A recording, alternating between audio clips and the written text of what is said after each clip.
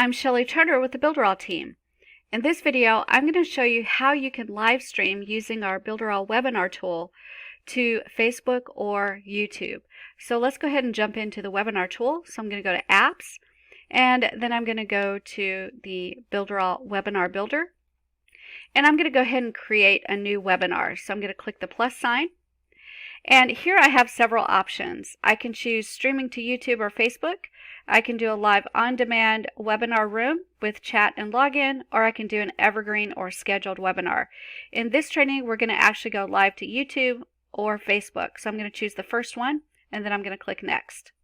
So here I can choose if I'm going to stream a live webinar or if I'm going to stream a video file live to Facebook or YouTube.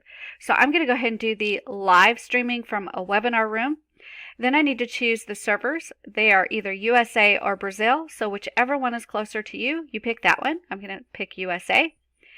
Then I can choose to invite participants. That means I can bring additional panelists on, but it's limited to 2 or 3 participants. So I'm going to go ahead and click yes, so I can invite if I want to. And then allow stream to Rtmp. This is important because Facebook and YouTube use Rtmp settings to be able to stream to them. So I'm going to choose yes. And here I can actually choose to stream to YouTube, or I can stream to Facebook. So let's go through and set up the YouTube setup first. So I'm going to click stream to YouTube. And I need to authorize access before I can start streaming. So I need to click the authorize access button. And that's going to allow me to choose the channel that I'm going to stream to. So I'm going to go ahead and choose the account first. And then I'll choose the channel. And what that does is it goes out and gets the Rtmp settings for me and puts it in there, which is very important. The next step is to click Next.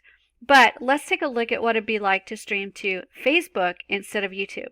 So if I want to stream to Facebook, I can just click Stream to Facebook. And when you do that, it will actually bring in the Rtmp servers for you from Facebook as well. So I'm going to go ahead and stick with Stream to YouTube, and then I'm going to click Next. And now here's the YouTube stream link. So I can actually copy this link and give it out to people if they want to attend my live stream.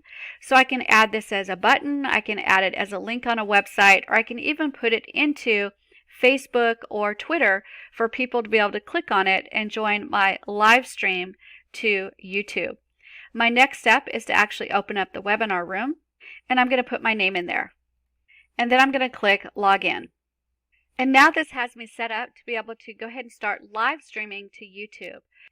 Now if I want to invite participants, all I need to do is click right here where it says Invite Participants, and I give them this link. And once they click that link, they'll be able to join me, and their video and audio will appear down here below where I'm at. And then I can choose to add them to the stream once we get started.